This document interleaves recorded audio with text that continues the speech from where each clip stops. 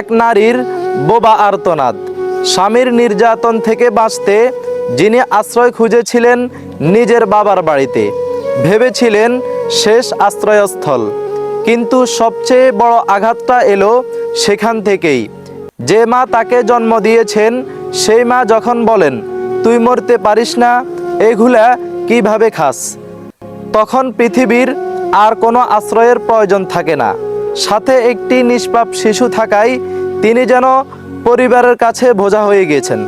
কখনো কারো ক্ষতি না করেও আজ তিনি একা, ভাই বোন, মা বাবা কেউ পাশে নেই। তার অপরাধ, তিনি একজন নারী, একজন ডিভোর্সি এবং একজন মা।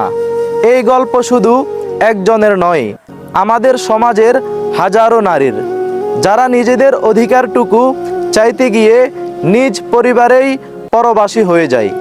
তার অন্ধকার ঘর আর একাকিত্বের সঙ্গী আজ আমরা হতে না পারলেও তার প্রতি একটু সহানুভূতি কি জানাতে পারি না? আসুন মানসিক স্বাস্থ্যের প্রতি যত্নশীল হই এবং নিজের কাছের মানুষগুলার পাশে দাঁড়াই। একা হওয়ার যন্ত্রণা মৃত্যুর যন্ত্রণার চেয়েও ভয়ঙ্কর।